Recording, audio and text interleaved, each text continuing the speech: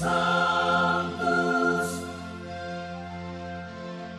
Sanctus, Sanctus Dominus Deus Sabaoth.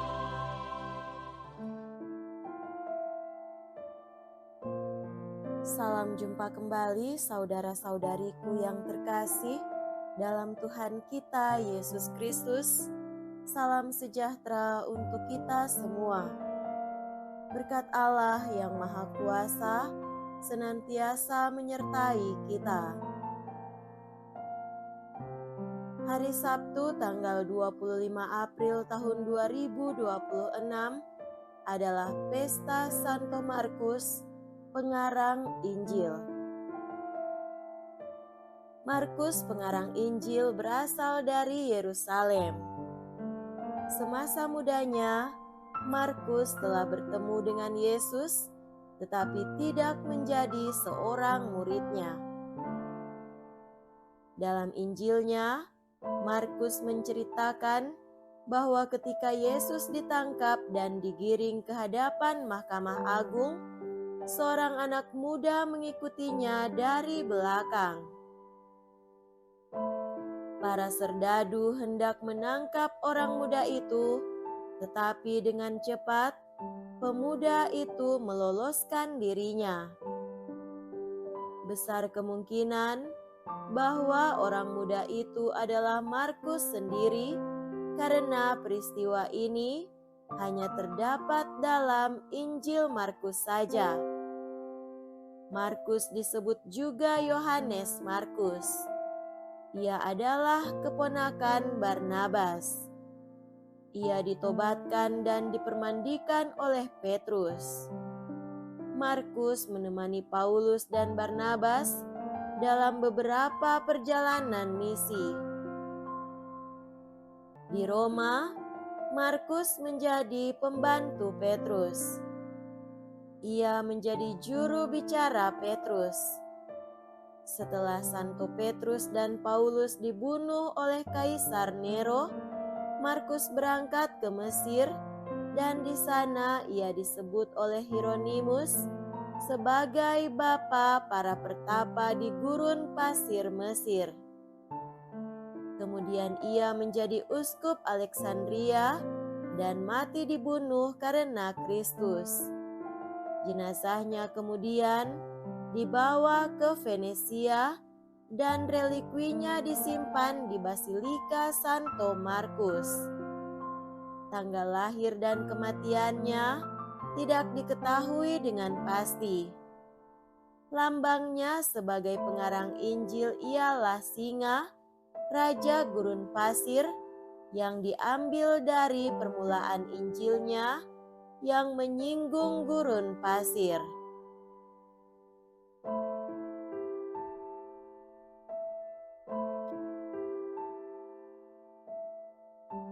Marilah kita mendengarkan dan merenungkan bacaan-bacaan kitab suci. Dalam nama Bapa dan Putra dan Roh Kudus. Amin. Bacaan pertama dari surat pertama Rasul Petrus, bab 5, ayat 5b sampai 14. Saudara-saudara terkasih, rendahkanlah dirimu terhadap orang lain, sebab Allah menentang orang yang congkak, tetapi mengasihani orang yang rendah hati. Karena itu, rendahkanlah dirimu di bawah tangan Tuhan yang kuat, supaya pada waktunya kamu ditinggikan olehnya. Serahkanlah segala kekhawatiranmu kepadanya, sebab dialah yang memelihara kamu. Sadarlah dan berjaga-jagalah. Lawanmu si iblis berjalan keliling sama seperti singa yang mengaum-aum dan mencari orang yang dapat ditelannya. Lawanlah dia dengan iman yang teguh, sebab kamu tahu bahwa semua saudaramu di seluruh dunia menanggung penderitaan yang sama. Dan Allah, sumber segala kasih karunia, yang telah memanggil kamu dalam Kristus kepada kemuliaannya yang kekal, akan melengkapi, meneguhkan, menguatkan, dan mengukuhkan kamu, supaya kamu menderita seketika lamanya. Dialah yang empunya kuasa sampai selama-lamanya. Amin. Dengan perantaraan Silvanus, yang kuanggap sebagai saudara yang dapat dipercaya, aku menulis dengan singkat kepada kamu untuk menasehati dan meyakinkan kamu bahwa kasih karunia ini benar-benar datang dari Allah. Berdirilah dengan teguh di dalamnya.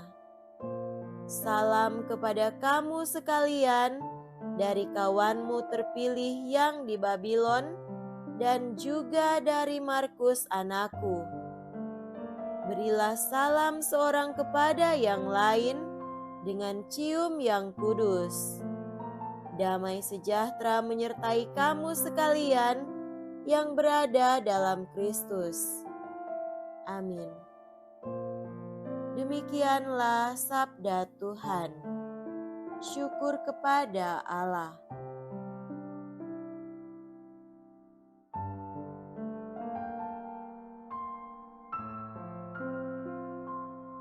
Semoga Tuhan beserta kita sekarang dan selama-lamanya.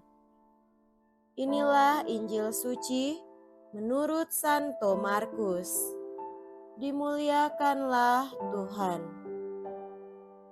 Injil Markus bab 16 ayat 15 sampai 20. Pada suatu hari, Yesus bangkit dari antara orang mati, menampakkan diri kepada ke-11 murid dan berkata kepada mereka, "Pergilah ke seluruh dunia, beritakanlah Injil kepada segala makhluk. Siapa yang percaya dan dibaptis akan diselamatkan, tetapi siapa yang tidak percaya akan dihukum. Tanda-tanda ini akan menyertai orang-orang yang percaya. Mereka akan mengusir setan-setan demi namaku. Mereka akan berbicara dalam bahasa-bahasa yang baru bagi mereka. Mereka akan memegang ular, dan sekalipun minum racun maut, mereka tidak akan mendapat celaka. Mereka akan meletakkan tangannya atas orang sakit, dan orang itu akan sembuh." Sesudah berbicara demikian kepada mereka, terangkatlah Tuhan Yesus ke surga, lalu duduk di sebelah kanan Allah. Maka pergilah para murid memberitakan Injil ke segala penjuru, dan Tuhan turut bekerja dan meneguhkan firman itu dengan tanda-tanda yang menyertainya. Demikianlah sabda Tuhan. Terpujilah Kristus.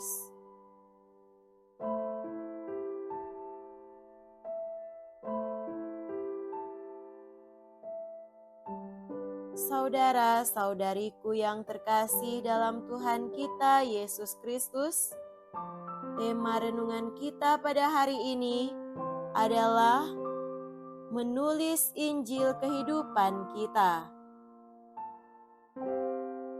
Pada pesta Santo Markus Penginjil, kita diingatkan bahwa iman tidak berhenti di bangku gereja. Banyak orang Katolik rajin ikut misa, doa lingkungan, dan pelayanan, tetapi merasa tugas pewartaan itu hanya untuk imam atau biarawan-biarawati. Kita sering berkata, "Saya orang biasa, tidak pandai bicara." Padahal di rumah, di kantor, di media sosial, kita setiap hari mewartakan sesuatu lewat kata dan sikap. Pertanyaannya, apa yang kita wartakan? Injil atau keluhan? Harapan atau kemarahan? Hidup kita sebenarnya sudah menjadi pesan. Hari ini kita diajak melihat bahwa setiap orang beriman dipanggil untuk ambil bagian dalam misi Kristus.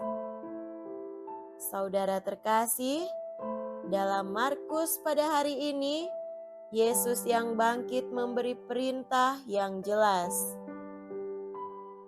Pergilah ke seluruh dunia, beritakanlah Injil kepada segala makhluk. Perintah ini bukan hanya untuk 11 murid, tetapi untuk gereja sepanjang zaman. Yesus menegaskan bahwa iman dan baptisan membawa keselamatan.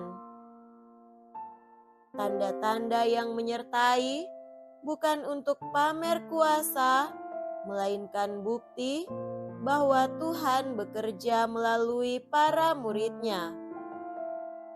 Setelah memberi amanat, Yesus terangkat ke surga dan duduk di sebelah kanan Allah, namun Ia tetap berkarya bersama mereka. Para murid pergi memberitakan Injil, dan Tuhan meneguhkan pewartaan itu dengan tanda-tanda. Artinya, misi gereja selalu disertai penyertaan Tuhan sendiri. Saudara-saudariku yang terkasih dalam Tuhan kita Yesus Kristus, sebagai orang Katolik, bagaimana kita menjalankan amanat ini? Pertama, mulai dari keluarga. Doakan anak-anak setiap malam dan ajak mereka mengenal Injil. Kedua, di tempat kerja, tunjukkan kejujuran dan tanggung jawab. Itu sudah menjadi kesaksian iman. Ketiga, gunakan media sosial secara bijak. Bagikan ayat kitab suci atau refleksi singkat, bukan hanya gosip dan amarah. Keempat, terlibatlah dalam pelayanan paroki sekecil apapun.